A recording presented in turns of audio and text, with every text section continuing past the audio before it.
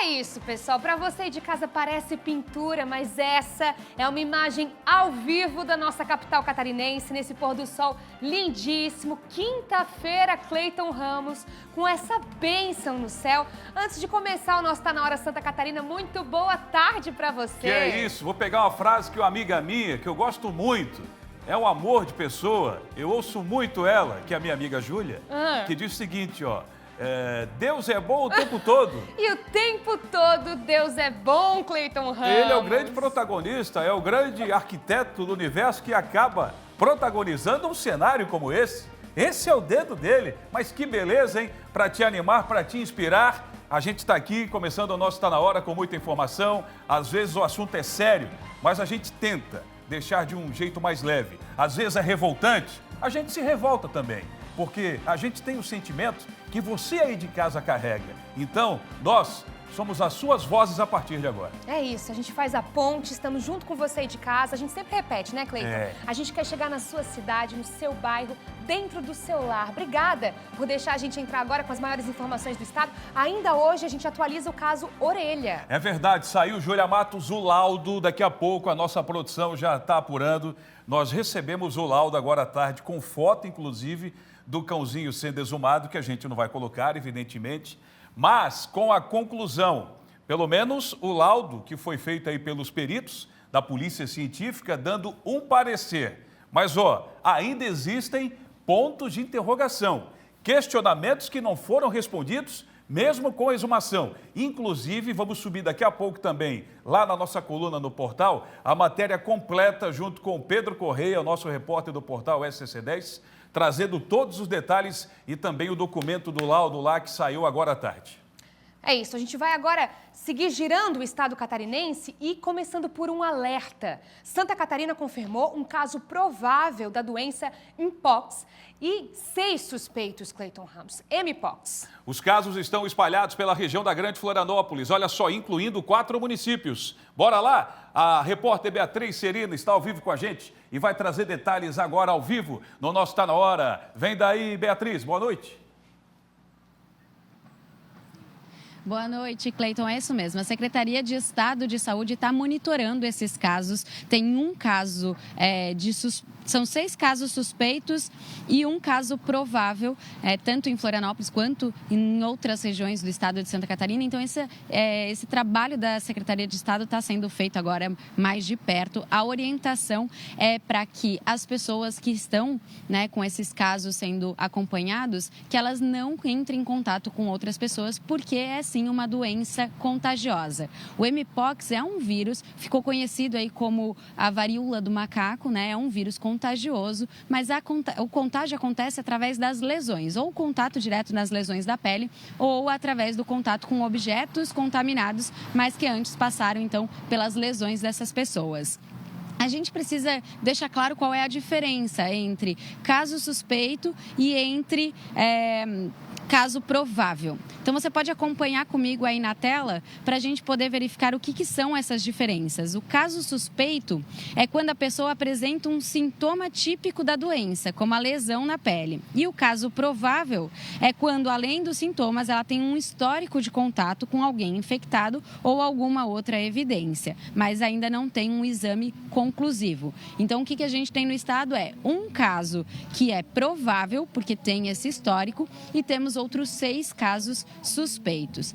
De toda forma, a Secretaria de Estado de Saúde está orientando as equipes de todo o nosso estado para poder verificar, quando aparecer alguém com algum sintoma que seja compatível com Mpox e também encaminhar todas as medidas necessárias. A gente vai seguir acompanhando toda essa questão aqui no nosso estado. Volto com vocês aí para o estúdio. Obrigada, Beatriz, pelas informações. Fico alerta para você aí de casa. A gente tem acompanhado esses casos suspeitos. Todos os dados também no nosso portal SCC10. Agora o recado é para os pais e responsáveis de Blumenau. Começou hoje uma mobilização importante para proteger os bebês contra o vírus que causa a bronquiolite e também a pneumonia. A repórter Natiele Oliveira está chegando ao vivo aqui com a gente para explicar como os bebês poderão ser imunizados. Nath, muito boa tarde. Esse alerta é importantíssimo para os papais e para os futuros papais.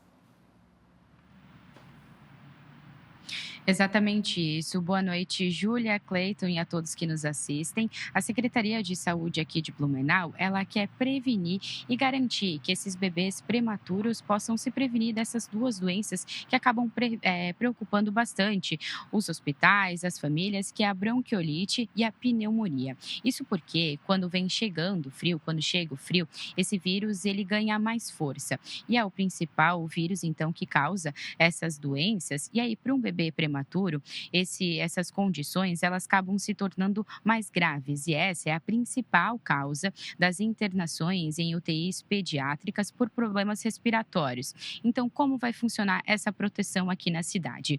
O imunizante ele vai ser aplicado e aí ele funciona como um escudo pronto, ou seja, ele não espera que o corpo ele crie essa própria defesa, crie os anticorpos. Então, ele já faz essa imunização antes, essa prevenção. Qual é o público-alvo? Então, as famílias de bebês prematuros que nasceram entre setembro de 2025 e agora janeiro de 2026. Quem nasceu em fevereiro deste ano e os próximos bebês prematuros a nascerem, eles já serão imunizados no próprio Hospital Santo Antônio. E aí, como receber? A Secretaria de Saúde, ela explica que os pais e responsáveis, eles tenham que manter a calma, porque as próprias unidades de saúde que vão ligar para esses pais, para essas famílias, dizendo que esse imunizante já está disponível, como a gente está informando aqui, para eles procurarem a unidade e aí sim, então, vacinarem esses pequenos. Então, o objetivo é garantir que nenhuma criança desse grupo de risco, desse grupo de prematuros, que são esses bebês que acabam nascendo antes da gravidez ali dos 9 meses, fique desprotegido contra essas duas doenças tão graves. Então, atenção, se seu filho nasceu prematuro e tem de 1 ano até 11 meses de vida, você precisa ficar atento a esse chamado da Secretaria de Saúde e aí, então, ir se vacinar.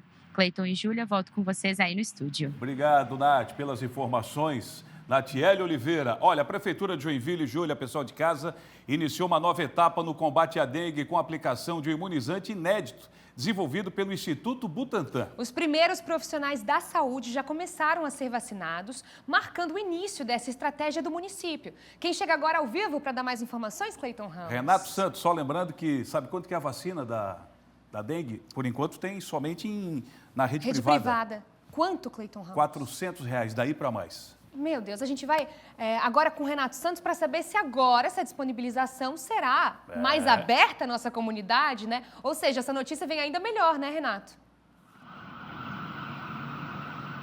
Exatamente isso, viu, Júlia Matos e Cleiton Ramos? Ótima noite para vocês e a todos que estão conectados com a gente pela internet e também na televisão.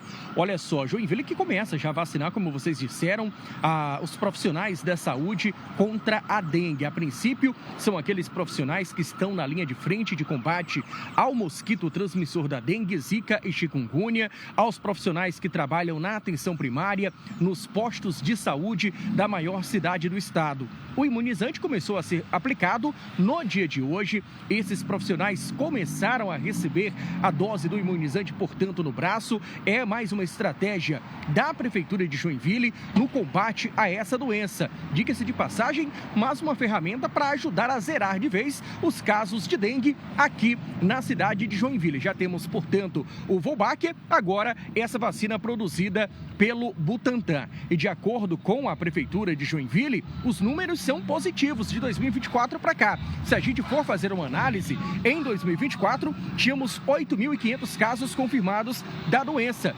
12 pessoas perderam a vida naquele período. Em 2025 foram 93 casos confirmados e nenhuma morte. E neste ano, nesses 2 primeiros meses de 2026, nenhum óbito registrado na maior cidade do estado. A respeito do assunto, nós conversamos com a Secretaria de Saúde aqui do município. Veja aí.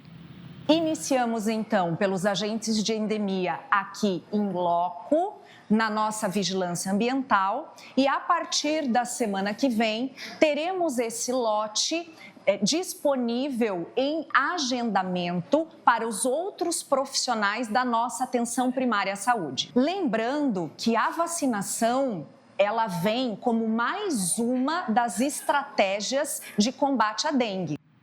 Lembrando que o imunizante com dose única, ela é recomendada para pessoas de 12 aos 59 anos de idade. Aquelas pessoas que contraíram a doença terão que esperar em um intervalo de 6 meses para poderem ser imunizadas. Vale ressaltar que pessoas que estão amamentando e também pessoas que têm HIV e gestantes não podem tomar esse imunizante, pois é uma recomendação do Ministério da Saúde. Vale ressaltar também que não é recomendada para pessoas abaixo de 12 anos e acima dos 59 anos, viu, Cleiton Ramos e Júlia Matos? Obrigada, Renato, pelas informações, mas fica aí mais um pouquinho, Renato, porque ainda falando sobre vacinação, a Secretaria de Estado da Saúde pediu ao Ministério da Saúde a antecipação das vacinas contra a influenza, Cleiton. Olha aí, diante do aumento, viu, Júlia, de casos de alerta epidemiológico aqui no estado. O Renato, dá detalhes para a gente aí. É que os casos de H3N2 da influenza A estão aumentando aqui em Santa Catarina, Cleiton Ramos e Júlia Matos. E isso abriu um alerta da Secretaria de Estado da Saúde para o Ministério da Saúde.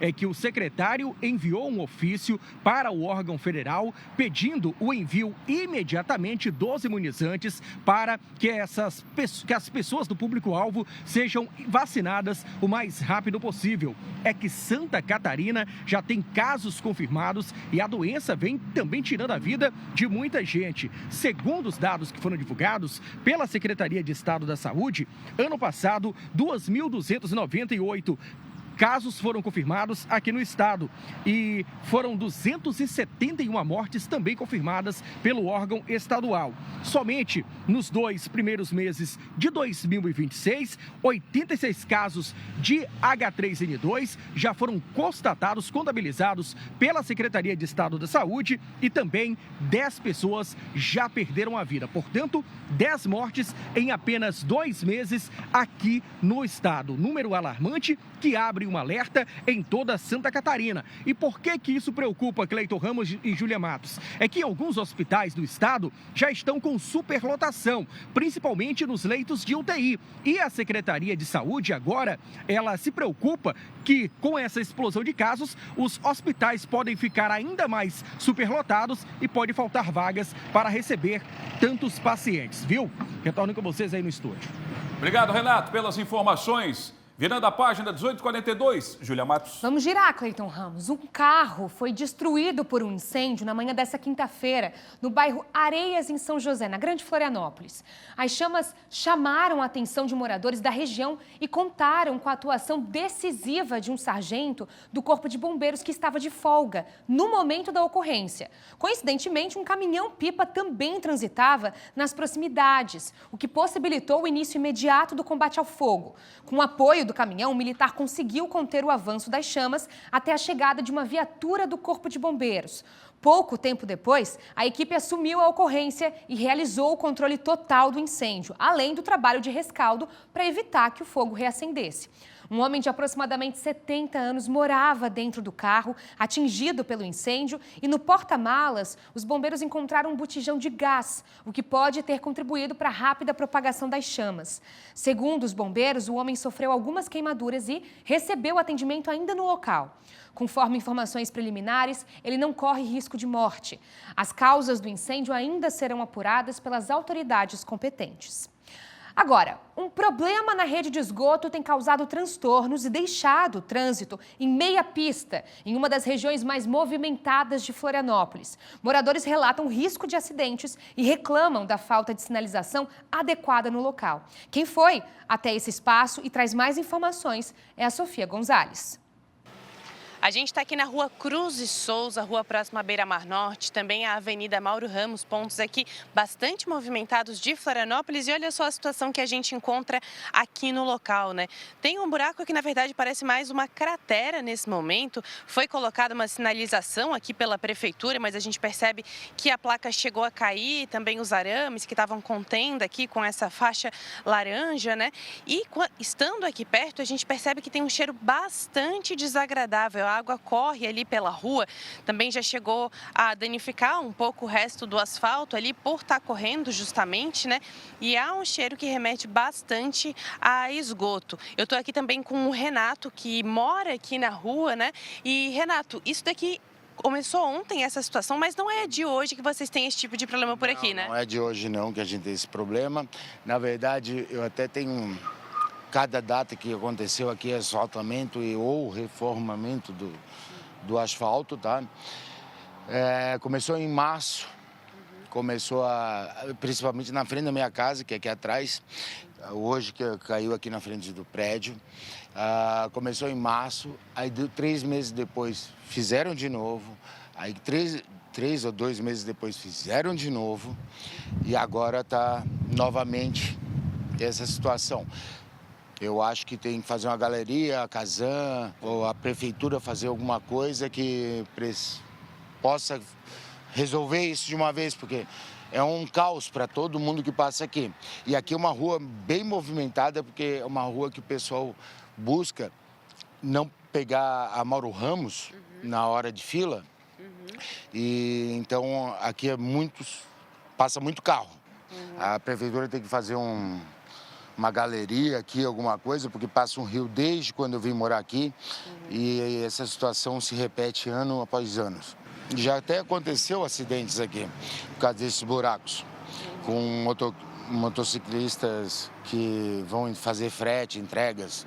Já aconteceu várias vezes, o cara chegar a cair lá quase perto do poste lá. Obrigada, Renato, viu? A gente espera que essa situação se resolva logo. E a gente chegou a entrar em contato com a prefeitura também questionando, que a gente percebe aqui que as placas colocadas têm a logo, né? São da prefeitura de Florianópolis, mas o retorno que a gente teve é que seria um trabalho que deveria ser realizado pela Casan e que a prefeitura tinha apenas sinalizado o local. Então a gente também entrou em contato com a Casan e o retorno que a gente teve foi que está sendo feita uma manutenção emergencial na rede de esgoto aqui na rua Cruz e Souza e, né, que a coleta de esgoto está localizada a mais ou menos 4 metros de profundidade aqui no chão, que a operação está sendo organizada, mas que há necessidade de equipamentos pesados e também sinalização de trânsito em meia pista.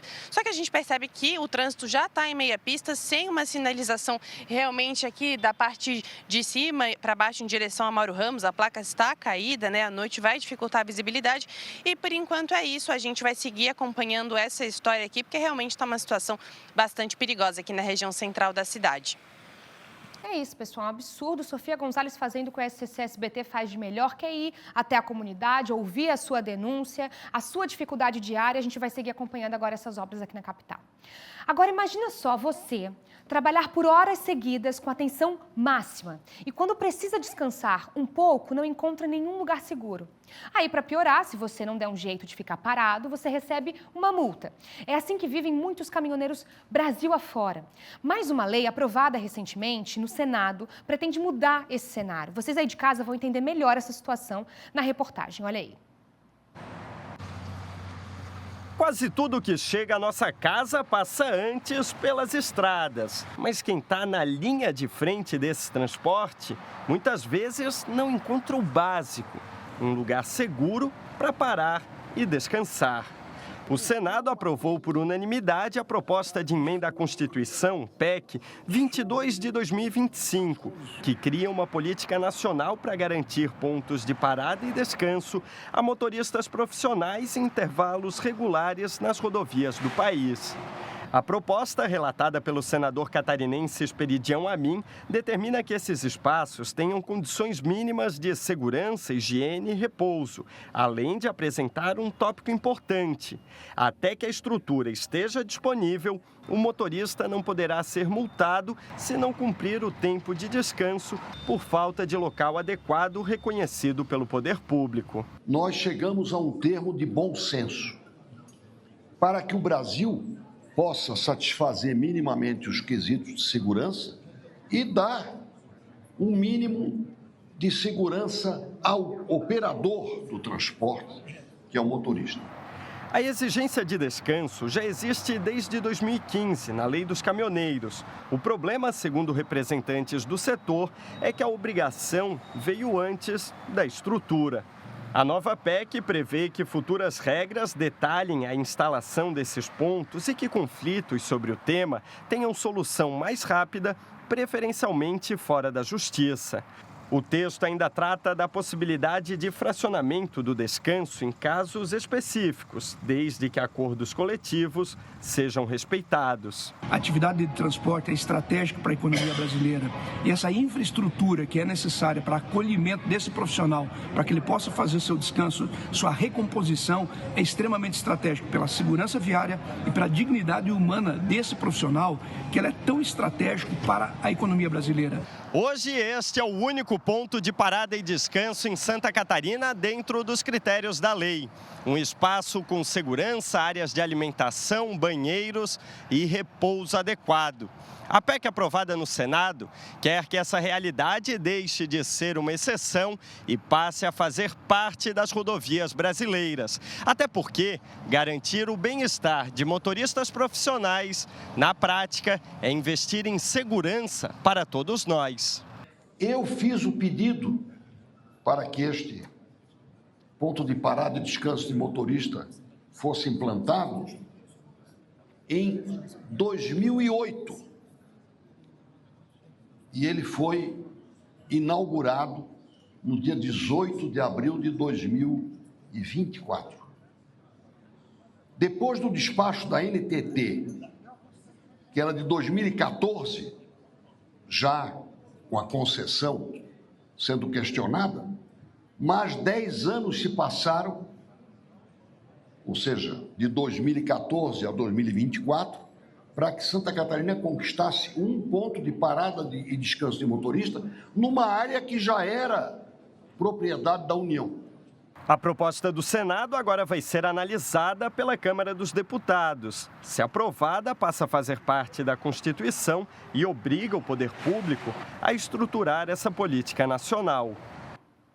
O prefeito de Florianópolis, Topázio Neto, afirmou que ainda não há decisão sobre a reabertura do restaurante popular aqui no centro da capital. Segundo ele, a prefeitura estuda novas estratégias para atender famílias em situação de insegurança alimentar, sem a necessidade de manter uma estrutura única na região central. De acordo com a nota oficial, o município está atualizando o mapeamento das pessoas que precisam de apoio por meio das equipes de atenção primária à saúde. A administração informou que quando o restaurante estava em funcionamento, os atendimentos tinham como base dados do cadastro único, mas agora o levantamento passa por aprimoramento, com acompanhamento mais próximo da realidade de cada paciente da comunidade. A prefeitura destacou também que a proposta é ampliar o acesso à alimentação adequada em diferentes regiões da cidade, ajustando as ações conforme a demanda identificada em cada território. A população em situação de rua segue sendo atendida na passarela Nego Querido. O Instituto Federal de Santa Catarina reiterou o interesse na cessão do terreno do antigo restaurante para a implantação de laboratórios e programas sociais. A administração municipal informou, por sua vez, que novos detalhes serão divulgados assim que houver definições.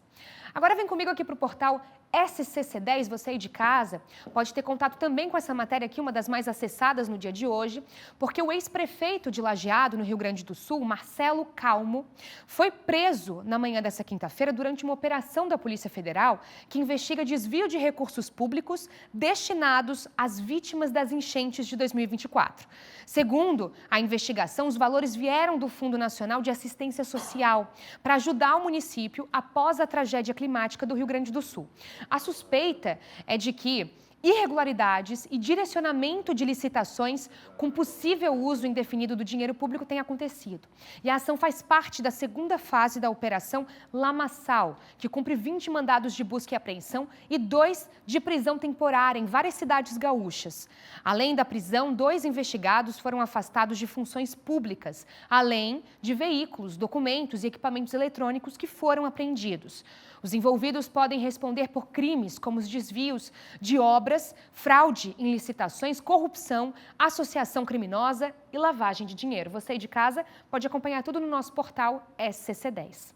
Agora eu vou me reunir ao meu querido Cleiton Ramos, porque esse assunto, Cleiton, além de tomar uma proporção nacional, a gente teve aqui várias instituições, vários grupos acompanhando isso que foi uma vergonha estadual, né, Cleiton? E agora a gente tem mais um passo, um capítulo da novela que é o caso Orelha. Papelão, né? Verdadeiro papelão que foi protagonizado e muito julgamento também. É claro que a gente torce para que os responsáveis aparecendo, Júlia, sejam punidos realmente de fato, porque até agora a gente viu, como é que se fala, uma gíria muito popular, um samba do crioulo doido, né? Porque tem muita gente perdida. E aí o que aconteceu? O Ministério Público entrou na parada e disse, opa, pera aí, o Tico não está batendo com o teco, vamos fazer a coisa certinho.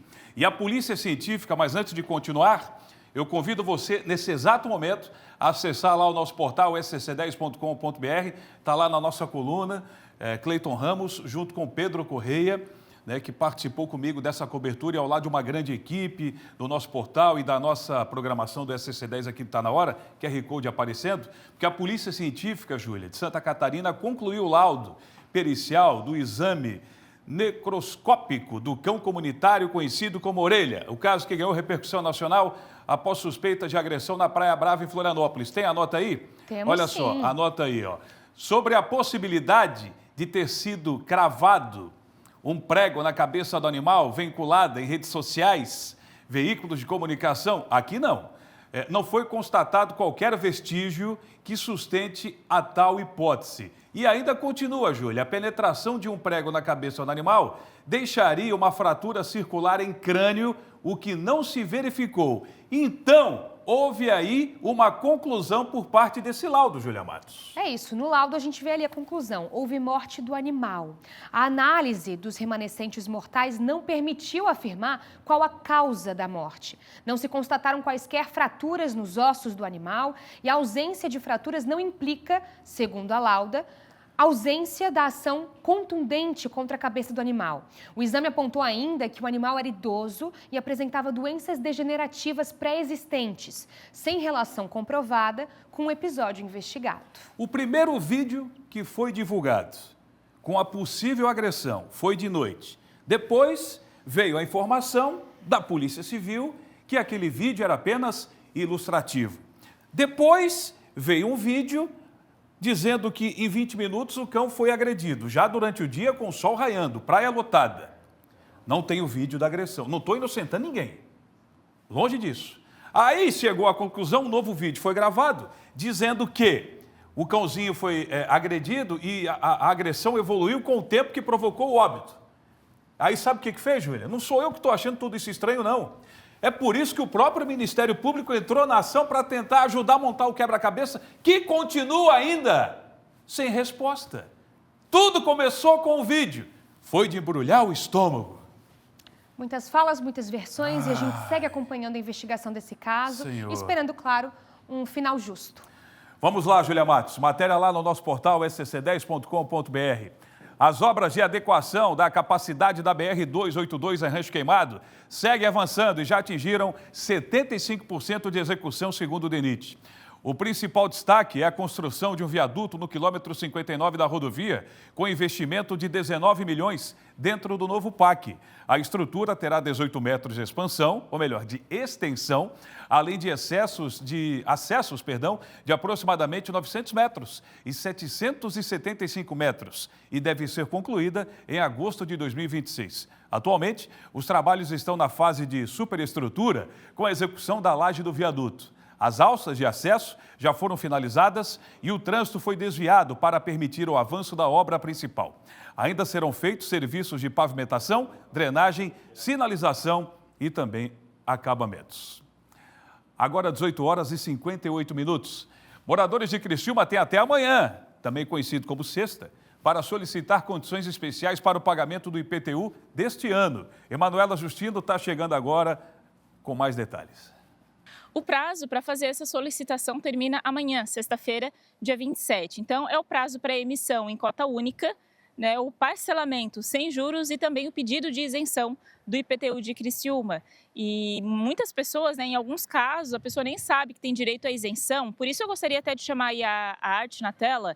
Tem uma relação de quem tem direito à isenção do IPTU no município. Então, são aposentados e pensionistas, pessoas de baixa renda ou aquelas inscritas no Bolsa Família, imóveis em área de preservação ambiental, também os imóveis que são locados ao município ou igrejas e templos, imóveis que funcionam como sede de instituições que atendem a pessoas portadoras de doenças graves. E nesse ano em especial, em comemoração aí ao centenário de Criciúma, que foi em 2025, quem é dono de um imóvel, né, que tem um único imóvel, que tem 100 anos ou mais, também fica isento do pagamento do IPTU. E tudo isso pode ser feito pela internet, então não precisa necessariamente a pessoa ir até a prefeitura, pode entrar no site, que é esse que está aparecendo aí na tela, que é o iptu.criciúma.sc.gov.br, coloca ali os dados pessoais, CPF, CNPJ ou a inscrição do imóvel, né, e preenche ali certinho. Tem o número de WhatsApp também, que é o DDD 48 3431 0150. A pessoa pode fazer essa solicitação ou, se preferir, pode ir presencialmente na Prefeitura de Criciúma. Tem as subprefeituras também que ficam no bairro Santa Luzia e Rio Maina. O horário de atendimento, então, das 8 da manhã até as 5 horas da tarde. Lembrando, então, que o prazo termina nesta sexta-feira, dia 27 de fevereiro. Volto com vocês aí no estúdio. Obrigado, Manu, direto do sul do estado. Um abraço para você de Criciúma, também ligado na TV mais querida de Santa Catarina. A Polícia Militar de Itajaí recebeu investimentos por meio de emendas parlamentares da Câmara Municipal. Em breve, a cidade vai receber maior reforço policial. A Cris Pinheiro está chegando agora no Tá Na Hora. Uniformes novos, implantação de uma academia de musculação para os policiais e, em breve, reforma no canil da corporação. Isso tudo foi possível por meio de emendas parlamentares de todos os 17 vereadores da Câmara de Itajaí. Então, ano passado, eles concederam para a gente aqui R$340 mil em emendas. A gente conseguiu implementar a academia aqui do batalhão que a gente não tinha, era uma falta muito grande aqui na nossa unidade.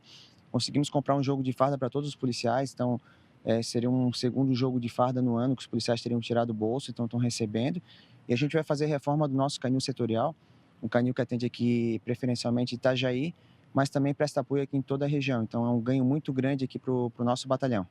Esta ação ajuda a manter a Polícia Militar de Itajaí bem estruturada. Ela é uma das que mais atende ocorrências no estado. A Polícia Militar realiza, desde o ano passado, em parceria com demais órgãos de segurança, a Operação Recomeço, com diversas ações em bairros da cidade, além de manter uma base integrada na entrada do bairro Nossa Senhora das Graças. O Batalhão de Itajaí conta hoje com cerca de 150 policiais e deve receber em breve um novo reforço. A gente está para receber agora, segunda-feira, 10 novos policiais militares do último concurso, que concluíram agora a Operação Estação Verão. E para esse ano tem a previsão dos policiais temporários, né, uma nova forma aí da Polícia Militar trabalhar. E tem uma previsão de cerca de 40 policiais aqui para Itajaí. Então a gente acredita que até o final do ano tem uns 50 policiais militares a mais nas ruas. E a audiência agradece, né? Principalmente o pessoal dessa região, né, Cris Pinheiro? Reforço policial sempre é muito bem-vindo. A definição do PL de lançar Carolina Detoni e Carlos Bolsonaro como candidatos ao Senado por Santa Catarina muda totalmente o cenário político por aqui e coloca o senador Espiridião Amin como peça central da disputa. Quem comenta o assunto é o Piara Boschi. Boa noite, Júlia. Boa noite, Cleiton. Boa noite todo mundo que está acompanhando o Tá Na Hora SC. A questão do Senado se resolveu em parte, né? Carolina Detoni e Carlos Bolsonaro foram definidos como os nomes do PL na chapa do governador Jorginho Melo, que ainda vai ter Adriano Silva, o prefeito de Joinville, como vice. O X da questão agora é para onde vai Espiridião Amin, o senador que pretende concorrer à reeleição. E é o X da questão mesmo. Eu trouxe a imagem aqui porque o jornal Folha de São Paulo conseguiu vazar os documentos que o Flávio Bolsonaro tinha na reunião que ele realizou ontem sobre a situação em cada estado. E vocês podem ver ali, Espiridião Amin com um X em cima, ou seja, tinha dúvida na chapa de apoiar Carol Detoni ou Espiridião Amin, e essa dúvida foi desfeita, foi definido com a direção nacional e direção estadual do PL, essa confirmação em nome de Carolina de Tone e o Espírito de Amin virou um X. Agora fica essa questão, ele admite que tem conversas com o João Rodrigues, do PSD, que é o outro candidato a governador, pré-candidato a governador, ele pode se encaminhar para lá, mas ele deu entrevistas dizendo que não tem pressa para definir o futuro, disse que é candidato em Santa Catarina e ressaltou o laço com a história política de Santa Catarina e que não vai sair do jogo. Vamos ver como é que isso vai acontecer. Eu trouxe aqui, agora no site, o piara.sc10.com.br, tem uma análise minha bastante detalhada sobre como o Amin virou o X da questão, literalmente até depois da escolha de Jorginho Melo e do PL Nacional por Carolina de Tone e por Carlos Bolsonaro. Outra questão que se resolveu, pelo menos aparentemente, é no MDB. O diretório estadual do MDB teve que entrar no circuito porque começaram a crescer muitas conversas de que Fernando Crelin, deputado estadual do MDB, e Rodrigo Coelho, que foi deputado federal e que vai concorrer novamente a deputado federal, estariam indo para o Republicanos. Essa informação foi trazida com exclusividade também no piara.sc10.com.br pelo nosso colunista Marco Aurélio Braga, lá de Joinville. E hoje ele trouxe ali, o diretório estadual agiu e fez uma carta, e Fernando Crelin e Rodrigo Coelho garantiram que não saem do projeto, que continuam no MDB, que vão disputar. Crelin a reeleição para deputado estadual, Rodrigo Coelho a tentar voltar para a Câmara dos Deputados pelo MDB. Pelo menos nesse caso, parece que a novela encerrou. Obrigado, Piara, pela sua participação. Ele está na nossa programação e também no portal scc10.com.br. Você vai ver a seguir novas obras do centro de Florianópolis, atualizações do caso da cadela Boni Joinville. E ainda, hoje é quinta-feira, né? Só abre o microfone para a Júlia aí, ela não precisa aparecer, por gentileza. Ô, Júlia, eu não sei o que fazer, você vai me ajudar na agenda cultural? Agenda cultural com muita opção para você aí de casa, viu? Todos os cantos de Santa Catarina com eventos incríveis para você. Respondeu daqui a pouco.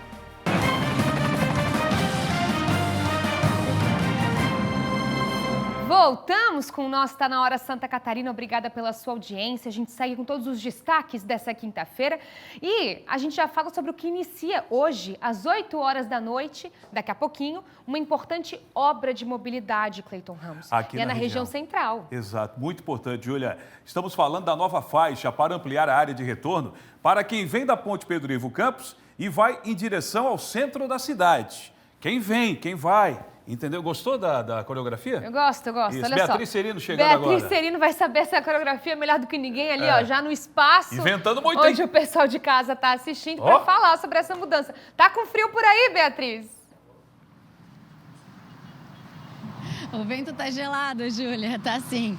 Olha só, a gente tá falando desse congestionamento aqui que já é bem conhecido para quem chega, para quem está entrando na ilha, né? Para quem atravessa a ponte Pedro Ivo Campos e aí quer ir para o sentido do centro e aí precisa reduzir a velocidade e logo parar nesse congestionamento, nessa fila que se forma para fazer esse retorno, tanto para os carros quanto para os ônibus, porque ali também é o acesso ao Ticem. E é isso que vai ser solucionado por aqui. A obra começa hoje, a partir das 8 horas da noite, e aí vai ser feito, então, um recuo. Na parte ali onde tem o canteiro central, né, vai ser feita a ampliação para mais uma faixa de pista. Mais uma faixa de pista que vai ser exclusiva para os ônibus que estão indo no sentido do Ticem, e as outras duas vias vão ficar ali para os carros particulares, para os veículos poderem fazer esse retorno e ir sentido centro. É uma obra que vai sim trazer uma melhoria importante para o acesso à ilha e que faz parte de um conjunto de intervenções que estão sendo feitas, sendo realizadas pela Prefeitura para poder melhorar a mobilidade urbana aqui na capital. Volto com vocês aí para o estúdio. Obrigada, Beatriz, pelas informações. O motorista agradece tudo que é mobilidade urbana. Ô, Júlia, tu sabe que hoje eu peguei o celular e eu olhei para cá, olhei para lá, eu vi nas redes sociais, o pessoal acompanhou. Pois é, botei no Google, porque final de semana eu quero fazer alguma coisa aí. Acredito que muita gente... Tu me ajudas? Ajuda! É hora da agenda cultural, o pessoal tá esperando. Então vai, me ajuda.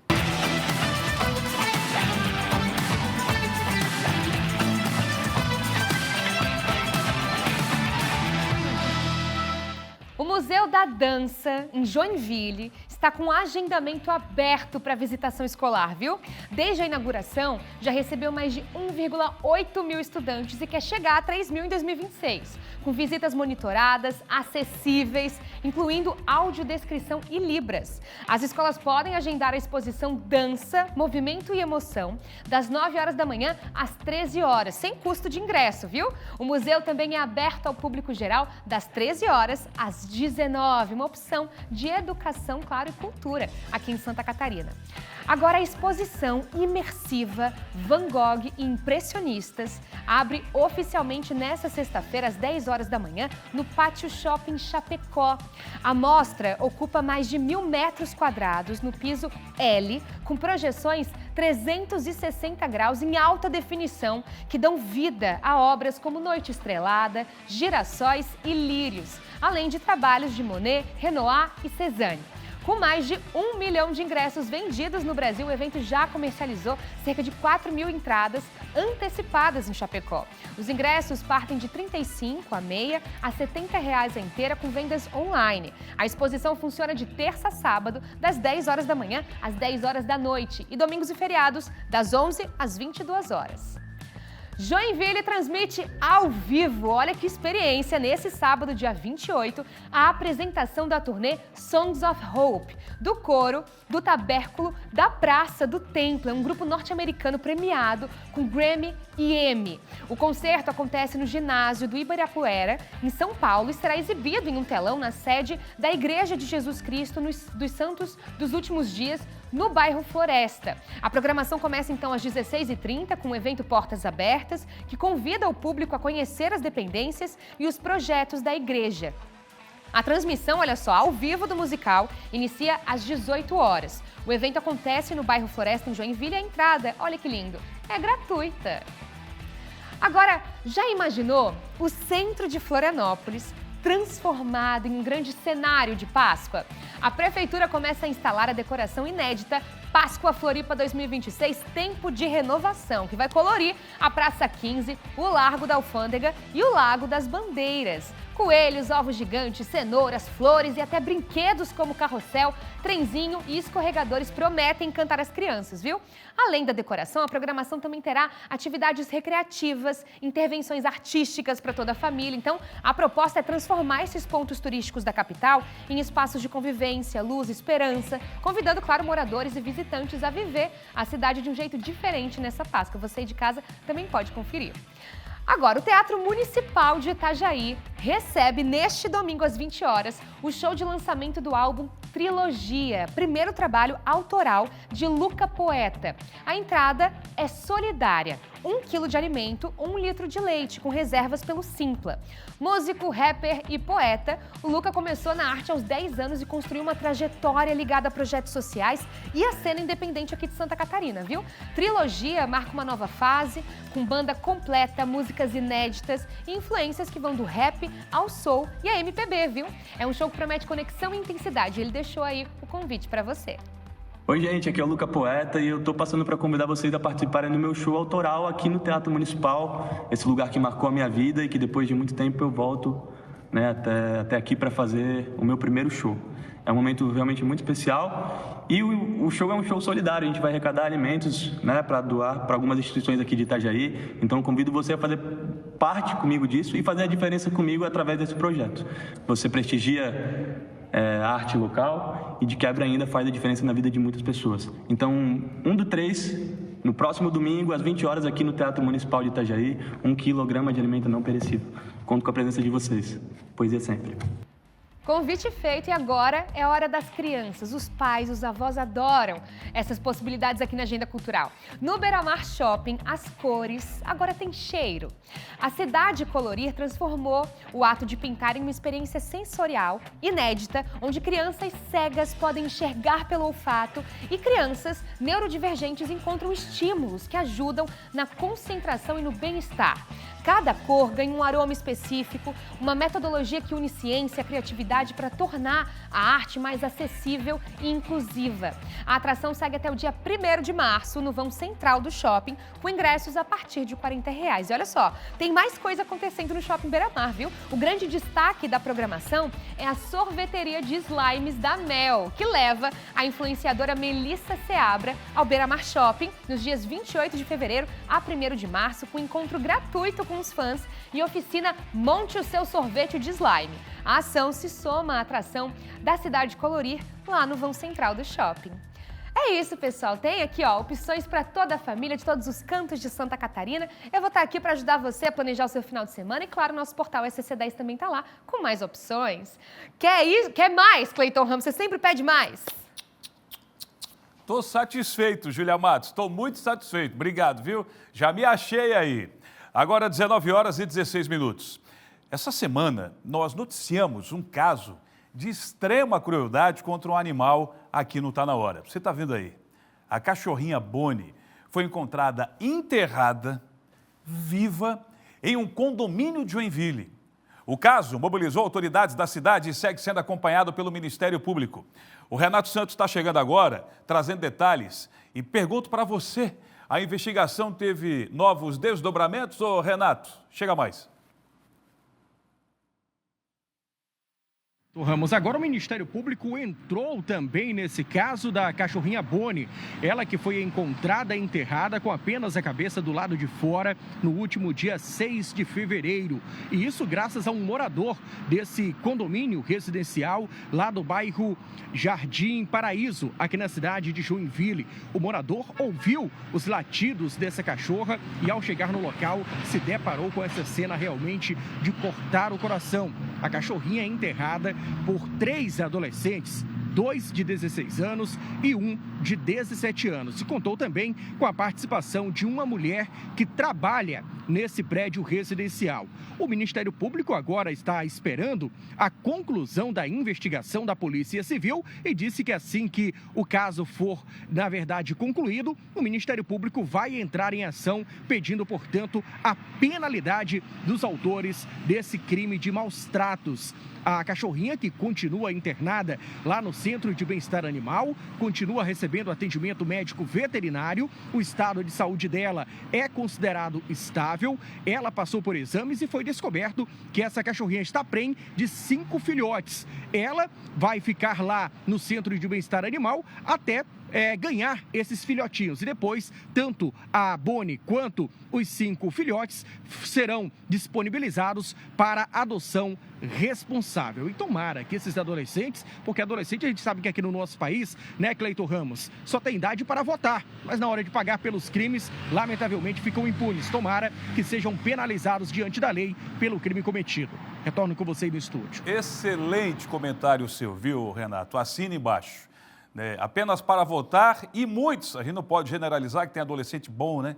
Mas quem comete isso aí é adolescente que vota, que lamentavelmente faz baderna e se consagra dentro do mundo do crime, cometendo esse tipo aí de barbaridade como a gente está vendo. Ainda bem que apareceu um anjo lá que conseguiu resgatar essa cadelinha Bonnie, prenha, né, com seus filhotinhos, e a gente fica aqui na torcida para que quando você voltar futuramente aqui no nosso Tá Na Hora, você que todo dia está com a gente, possa noticiar que a Bonnie acabou achando um lar. A gente tem fé que isso aconteça, viu, Renato? Obrigado. Agora, por falar em crueldade, quando a gente pensa que já viu de tudo, sempre tem um fato que é semelhante ou supera, né? Olha só, aconteceu na cidade de Gaspar. Um homem, perdão, gente, um vagabundo, não é homem, né? Foi preso depois de agredir a esposa grávida e provocar a morte do filho. O caso só foi descoberto porque a mãe desabafou com parentes durante o sepultamento da criança. Natiele Oliveira, dá detalhes para a gente. Então, Cleiton, essa história lamentável, ela teve um desfecho agora com a prisão deste agressor nesta quarta-feira na cidade de Gaspar, ao lado aqui de Blumenau, no Vale do Itajaí. A gente precisa ressaltar que esse caso aconteceu no fim do mês de janeiro, mas a Polícia Civil estava investigando. Na época, as autoridades receberam uma denúncia de que um homem de 24 anos de idade teria agredido, espancado a esposa grávida de 7 meses. E aí, por conta dessas agressões, a mulher acabou tendo um parto prematuro, que é quando o bebê ainda não está pronto 100% para vir, até porque a gravidez dura 9 meses e ela estava de 7 meses. O bebê nasceu com vida, mas acabou morrendo logo depois. Ou seja, este homem, ele foi preso, suspeito então de matar o próprio filho. E aí esse crime, ele veio à tona em um momento bem dramático, porque foi durante o sepultamento desse recém-nascido. A mãe ali, não aguentando toda aquela dor, ela acabou relatando com familiares que foi agredida pelo próprio marido e que a culpa da morte daquele bebê, daquele sepultamento onde eles estavam, era deste homem. Então, a partir dali, os familiares fizeram essa denúncia à polícia, a Polícia Civil começou as investigações e aí recolheu algumas provas. Uma delas é que no próprio hospital, o prontuário médico desse caso relata que este homem, ele foi expulso do quarto dessa mulher logo depois dela perder ali o filho deles, porque ele estava xingando ela, então estava agredindo ela verbalmente. O segurança da unidade de saúde retirou este homem. Vale ressaltar ainda que este homem, ele tem passagens criminais por violência doméstica, inclusive contra esta mesma vítima quando ela estava 2 meses grávida do filho, só que aí eles acabaram reatando o relacionamento e aí então aconteceu agora essa fatalidade. Ele também responde por um homicídio anterior no estado do Alagoas, onde ele é natural de lá. Então, com esses documentos, a Polícia Civil pediu a prisão preventiva deste homem, o Poder Judiciário, é claro, acatou, então agora ele foi preso. A gente conversou com o delegado responsável por esse caso, Felipe Martins, e ele traz mais detalhes, principalmente porque agora a polícia aguarda esses exames periciais da Polícia Científica. Olha só. Além dele responder pelo crime de violência doméstica contra a mulher, ele pode também ser responsabilizado pelo crime de homicídio dessa criança, pela morte. Porque se nós conseguirmos demonstrar um nexo de causalidade, ou seja, um vínculo entre esse fato, essa agressão que aconteceu no dia X, com a aceleração do parto e a morte dessa criança, que nasce com vida e morre na sequência, e morre em decorrência da prematuridade, ou seja, ela não estava ainda pronta para nascer, ele pode ser responsabilizado por esse delito contra a vida. Então, reforçando a informação da Polícia Civil, agora eles aguardam esses exames periciais da Polícia Científica para ver se de fato tem essa relação entre a agressão deste homem contra a esposa grávida com a morte dessa criança. Mas vale ressaltar que este homem ele já está respondendo criminalmente por lesão corporal no âmbito da Lei Maria da Penha, por conta dessa agressão contra a mulher. Mas agora, então, a investigação continua para ver se ele também vai responder por este homicídio contra o próprio filho. Nesse momento, ele permanece preso no presídio regional aqui de Blumenau, à disposição da Justiça, e a gente torce para que a Justiça seja feita. A gente também vai continuar acompanhando mais detalhes dessa história. Cleiton e Júlia, volto com vocês aí no estúdio. Maldita lei brasileira, que até ser julgado, a gente tem que tratar um verme desse aí que está aparecendo no seu vídeo como suspeito. Acredite, ele já está preso, mas até ter o julgamento, a gente não pode deixar esse rostinho aparecer por completo, a gente tem que borrar. Não é nós não, tá? É a lei brasileira que manda a gente fazer isso, que obriga. Senão dá processo para a gente. Até ser julgado, mesmo ele já estando preso, a gente não pode mostrar um vagabundo desse aí. Agora fica aqui um apelo, Obrigado, Nath. Para você, mulher. Quem xinga uma vez, xinga duas. Quem agride uma vez, agride duas. Ele já respondia por um crime lá no Nordeste. Levanta a ficha de quem você vai se envolver. Pelo amor de Deus.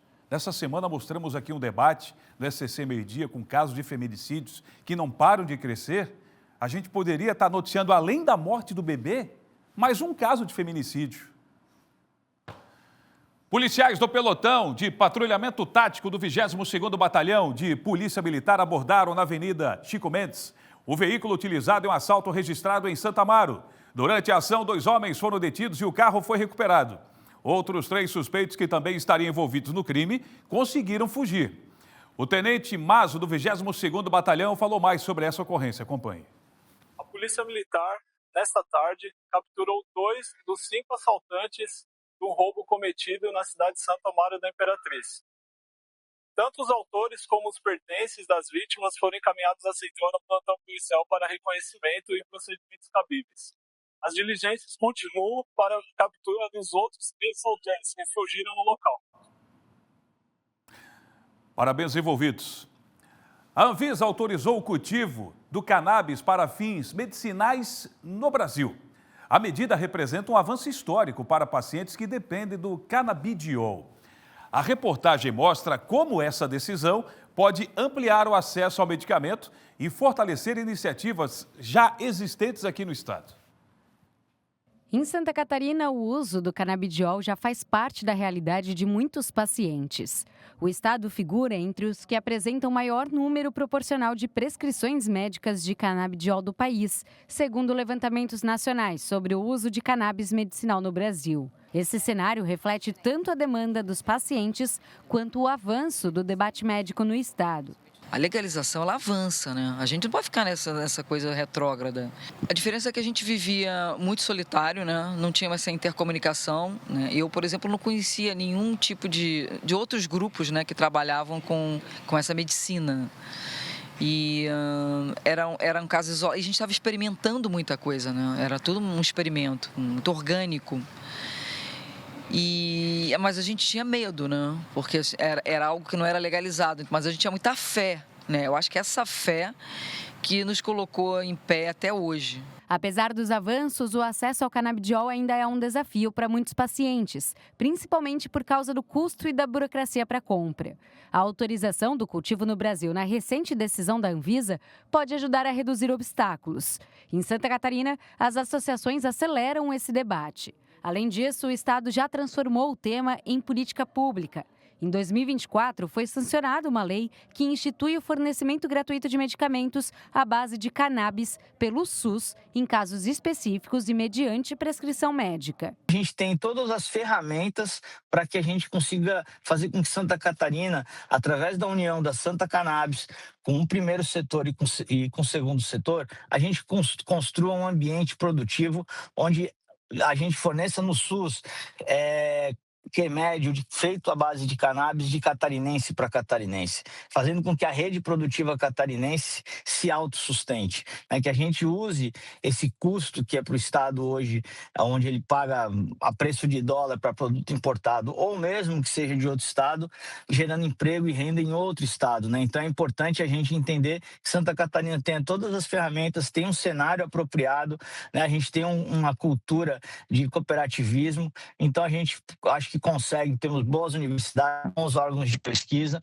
e a gente consegue fazer com que Santa Catarina seja um expoente na produção de cannabis nacional. Essa já é uma realidade em Santa Catarina, mas a expectativa é que agora, com a decisão da Anvisa, o acesso ao canabidiol seja facilitado, com mais segurança até mesmo para quem prescreve. Isso que vem do governo federal, evidentemente que vai fornecer tranquilidade, tanto para o usuário do medicamento como para o prescritor desse mesmo medicamento. Embora o uso medicinal seja cada vez mais aceito, o tema ainda gera polêmica. Especialistas reforçam que a regulamentação deixa claro que o cultivo é destinado exclusivamente à produção de medicamentos com indicação médica. É um medicamento que é anti-inflamatório, antioxidante, relaxante muscular, antiespasmódico, antiemético. Ele pode favorecer o apetite, dependendo da formulação, ou inibir o apetite, dependendo da formulação. Ele é um medicamento que é neuroprotetor, tem trabalhos muito importantes mostrando o uso dele para tratar Parkinson, para tratar Alzheimer. Esse novo cenário abre caminho para que o Brasil avance na produção de medicamentos à base do canabidiol, com mais pesquisa, controle e acesso para quem realmente precisa. eu tive um ganho enorme, né? Aumento de foco, né? E eu agora fiz um estudo mais profundo sobre o meu diagnóstico para saber melhor as dosagens, né? Como é que eu vou dosar, qual tipo de endocannabinoide que eu vou precisar estar tomando, né? Vai ficar um pouco mais refinado. A tendência é a gente refinar esse estudo. E a gente vai continuar acompanhando esse caso, pode ter certeza, porque realmente os estudos comprovam para essas situações que o canabidiol faz com que a pessoa ganhe aí uma qualidade de vida muito melhor. O município de Criciúma ampliou a isenção de taxas municipais para atividades classificadas como baixo risco. Isso. A Emanuela Justino tem mais detalhes agora, 19h30. Essa isenção que está sendo oferecida pelo município de Criciúma é uma forma de incentivar os empreendedores, né, pessoas que já estão em atividade aqui, mas que a atividade, por exemplo, tem baixo risco, né, não é algo que coloque em risco, por exemplo, os trabalhadores ou a pessoa que compra ou a pessoa que tem acesso àquele serviço. Então, a lista completa de quais atividades vão ter esse benefício, o pessoal pode acessar ali no site da prefeitura mesmo. Então, ali tem uma relação completa, a pessoa pode pesquisar, vai ali no site tributos.criciúma.sc.gov.br, vão ali na aba consultar baixo risco, né? Consulta baixo risco, está bem no final da página. A pessoa vai colocar o CNPJ da empresa ou então o código da atividade e ali já vai saber se ela vai ter direito ou não desse desconto. E, na verdade, são taxas, né? Taxas administrativas, é algo que é burocrático e também tem um custo. E, nesse caso, esses estabelecimentos ou esses profissionais vão ter a isenção. Eu vou chamar uma arte que tem a relação de quais taxas são essas aí que o pessoal vai poder pedir a isenção. Que é a taxa de licença e fiscalização de estabelecimento, a taxa de controle e fiscalização ambiental, a taxa de fiscalização da vigilância sanitária e também todas as taxas vinculadas à renovação de alvará. Então, é um alívio aí para o bolso do contribuinte, né? A estimativa é que aproximadamente 7 mil contribuintes sejam beneficiados aqui em Criciúma e incentive também aquelas pessoas que têm vontade de vir de outros locais aqui para o município. Volto com vocês aí no estúdio. Agora, olha só, você que tem filho no ensino médio. Já pensou ele vivendo experiências que ajudam a descobrir o futuro profissional? Então, anota aí. No dia 22 de fevereiro, das 9 às 17 horas, acontece a Arena Senai, um evento gratuito cheio de atividades, tecnologias e várias áreas para conhecer. Por lá, os estudantes testam equipamentos reais, exploram possibilidades e entendem como funciona o ensino técnico gratuito, um programa do governo do estado que oferece cursos técnicos de graça. E não é só para ver como é, ele também pode garantir uma vaga em um curso, com lanche e transporte inclusos. O evento é para estudantes do primeiro e segundo ano da rede estadual e os pais podem sim e devem participar. Quer saber mais? Acesse cursostecnicosgratuitos.sc.senai.br.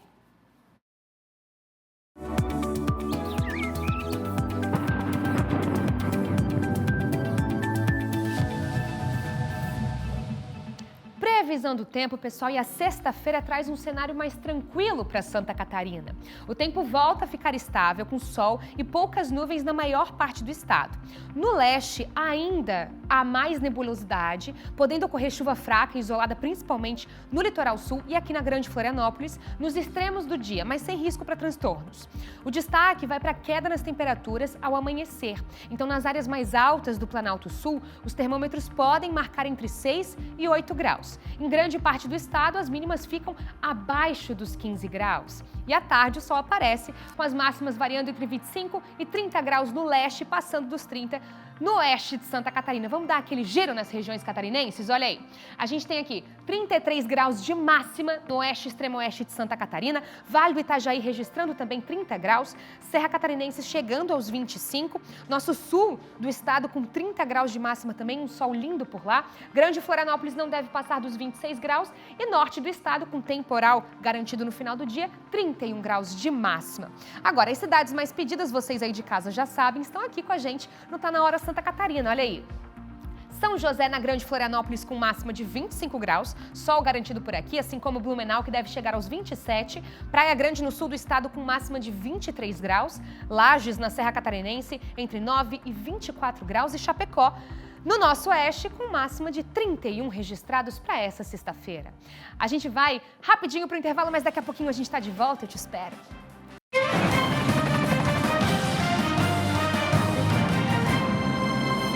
De volta com o nosso Tá Na Hora, agradecendo o seu carinho e a sua audiência.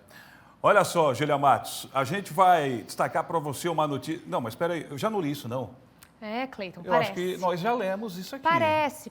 Déjà vu? Sentiu déjà vu? Senti. A gente vai falar agora, pessoal, sobre uma notícia que parece repetida. Fios foram furtados pela terceira vez em menos de uma semana Não. aqui na capital. Em Floripa? Não. Não. Eu tô sabendo que, inclusive, é uma escuridão danada. Será que a gente consegue achar a nossa repórter? Por eu só favor, tô vendo Ney. a tela do celular, porque ela eu não tô vendo. É, Cleiton, fica difícil. Que Beatriz, isso? você vai dar todas as informações, o pessoal quer saber.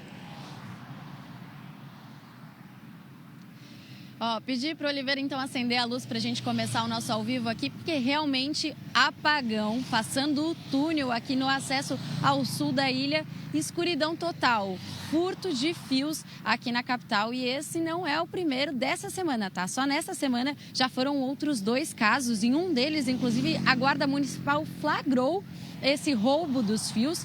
E aqui a situação é essa: os fios foram furtados, iluminação desligada para quem está indo sentido sul, passando o túnel.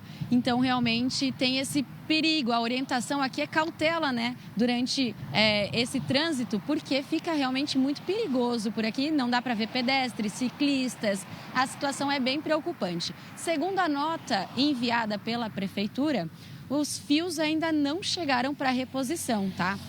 Não tem fios disponíveis para fazer essa obra, mas até a segunda quinzena de março isso deve acontecer e a situação ser normalizada por aqui. Mas, por enquanto, o que a gente tem é isso: escuridão.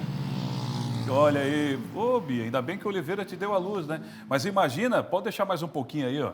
O pedestre, como bem falou a Bia, andar, né? O farol do carro, tudo bem, tu dá um ganho ali, beleza, tu enxerga a via. Agora o pedestre. Júlia Matos, enquanto não tirarem a passarela do samba, ou tirarem o projeto social da passarela do samba, esses problemas vão continuar. Porque ali, quem quer pão tem, quem quer banho ganha, quem quer dormir consegue cama, consegue tudo ali. Eu sei que o trabalho social é importante, mas aquele trabalho sendo realizado bem no centro da cidade, desculpa, ali não é o lugar. Tem que fazer igual Chapecó, retira da cidade. Porque eles vão ali, ganham o pãozinho, o banhinho, e ficam só perambulando. Quem não dá esmola, eles acabam furtando fios. Para quê? A gente sabe para que eles furtam os fios. Agora, com esse apagão, são os motoristas, são os pedestres, a gente vai acompanhar por aqui. Agora, o projeto SC Mais Eficiente já ultrapassou 80% das metas previstas e beneficiou mais de 7 mil famílias lá no norte do estado, em Joinville. A iniciativa, ligada ao Programa de Eficiência Energética da Celesc e regulada pela ANEEL, reúne ações de economia, sustentabilidade e também segurança elétrica. Renato Santos está chegando, a informação é com você, Renato. Pois é, mais de 7 mil famílias já beneficiadas por esse programa que tem feito a diferença aqui na maior cidade do estado. E desde que foi implantado aqui em Joinville, já foram entregues 12.184 lâmpadas de LED, trocadas por aquelas lâmpadas que, na verdade, consomem mais energias. Mais de 2.700 geladeiras também já foram entregues para famílias que estão em situação de vulnerabilidade social ou aquelas cadastradas como baixa renda. 6.100 trocadores de calor também já foram instalados em residências de baixa renda aqui na cidade de Joinville. De acordo com a Celesc, o programa é para beneficiar essas pessoas e também para ajudar a reduzir o consumo de energia elétrica e ajudar principalmente a essas pessoas terem um pouco mais de qualidade de vida. Nós conversamos com o coordenador do programa SC Mais Eficiente, que destaca a importância desse programa. Veja aí. Estamos visitando os bairros aqui do município, realizando a troca de lâmpadas de alto consumo de energia, incandescentes, fluorescentes, por modelos em LED, retirando chuveiros elétricos tradicionais e substituindo por trocadores de calor, retirando as geladeiras velhas, desgastadas, de alto consumo de energia por modelos novos, selo Procel, e regularizando os padrões de entrada de energia. Nossos clientes que possuem entrada de energia irregular, ou com padrão antigo de energia, nós estamos regularizando com padrão novo.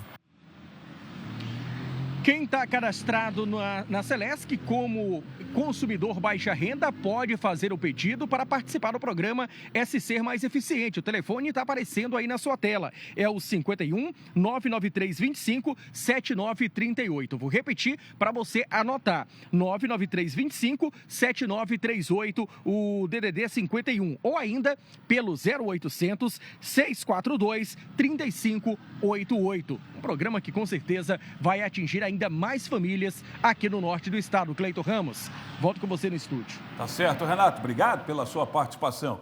Júlia, vamos falar de incentivo à inclusão no mercado de trabalho. É isso, a Câmara de Vereadores de Blumenau aprovou o projeto que cria o selo Empresa Inclusiva. A ideia é reconhecer marcas que abrem as portas para pessoas com autismo e outras deficiências. Natiele Oliveira, trazendo os detalhes agora. Vem daí, Nath. Então, Cleiton e Júlia, esse projeto é de autoria do vereador Bruno Cunha e busca, então, incentivar as empresas a contratarem pessoas com deficiência, pessoas com autismo. Então, com esse selo de empresa inclusiva, o principal ponto, né, é que essa certificação ela é totalmente gratuita, não há custos para o empresário, mas também não envolve benefícios fiscais, porque o principal objetivo é essa responsabilidade social. As empresas que conquistarem esse selo, elas podem usar essa marca em materiais institucionais, publicitários, só que atenção à regra, porque esse selo ele não pode ser usado para atestar a qualidade dos produtos ou serviços, apenas esse compromisso com a inclusão. O vereador, autor desse projeto, Bruno Cunha, traz mais detalhes dessa iniciativa. Vamos acompanhar. Olha, esse projeto é um instrumento importante para que a gente possa ter uma política pública de valorização às empresas que fazem esse reconhecimento, dando oportunidades de trabalho às pessoas com deficiência. E aqui, um direcionamento específico ao autismo. A gente, na verdade, viu essa ideia de outros municípios, nós achamos muito interessante, lembrando que esses projetos do selo começaram a ser discutidos aqui na Câmara Municipal com um projeto pioneiro nosso, naquele momento, voltado às empresas amigas dos animais. É uma forma da gente conseguir também parcerias com o poder público, para que a gente possa, entre o público e o privado, melhorarmos os assuntos. E aqui o nosso olhar é para essa importante causa, que é a inclusão das pessoas com deficiência. Esse projeto de lei agora é tão importante, segue para a sanção do prefeito Egídio Ferrari, do PL, e a gente também vai seguir acompanhando. Cleiton e Júlia, volto com vocês aí no estúdio. Obrigada, Nath, pelas informações. É isso, espaço inclusivo e possibilidades, né, Cleiton Ramos? É isso que a gente vê por aqui. SCC Meio-Dia, o recadinho agora. Oi, Cleiton, Júlia, pessoal que está acompanhando Tá Na Hora, boa noite para todo mundo.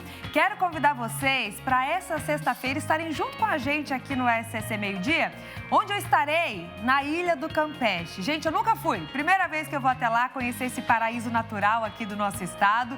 Confesso que estou bem ansiosa e a gente vai mostrar tudo para vocês, desde o barquinho, a chegada, as trilhas, a natureza, os animais, tudo, a vista da Ilha do Campeche. Tudo isso a partir das 11 horas da manhã. Até lá. Você vai, mas tem que voltar, porque quem vai lá não dá vontade de voltar. Qualquer dia a gente vai. Por favor, Cleiton Vamos lá. Amanhã tem mais. Tchau, tchau.